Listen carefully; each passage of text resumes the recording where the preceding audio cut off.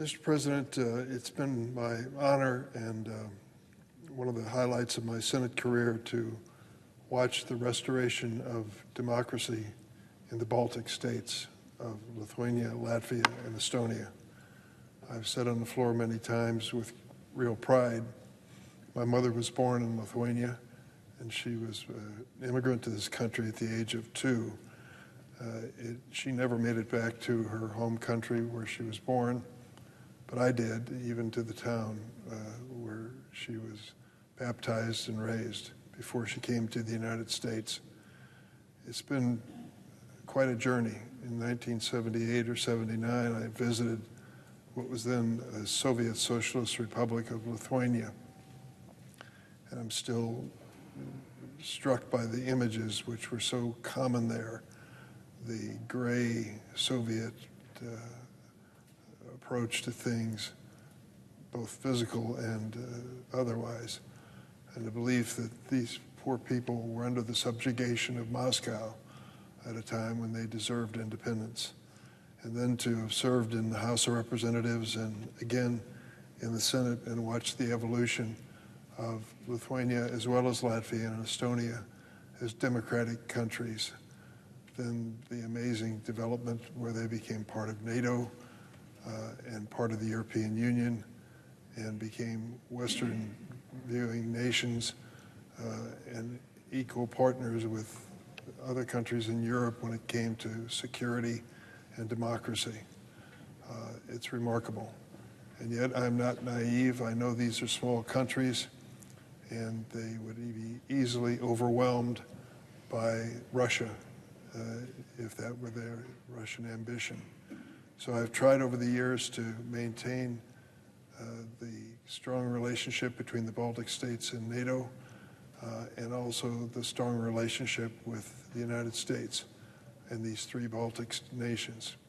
One of the things that I've worked on for a number of years is known as the Baltic Security Initiative.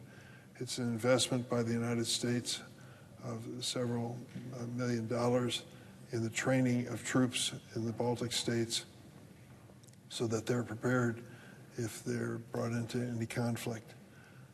It's a modest investment. They have shown their good faith on their side by maintaining strong support for NATO and contributions to it. But the Baltic Security Initiative is an incentive for them to continue along those lines. As I said, I'm not naive about this situation. Being part of NATO means that our alliance will stand by them if they are ever invaded by another country. I hope that never happens, but if it does, it means that NATO is there.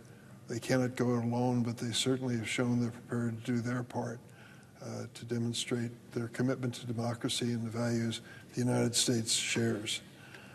We are now considering the National Defense Authorization Bill. It's an important piece of legislation which we every year take seriously and pass, and I hope we do this time as well. I have offered amendments that would strengthen our alliances and my bipartisan amendment to authorize the Baltic Security Initiative.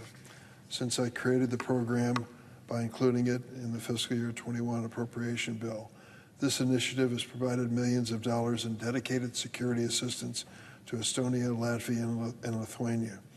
These important NATO allies are on the front lines against Russian aggression.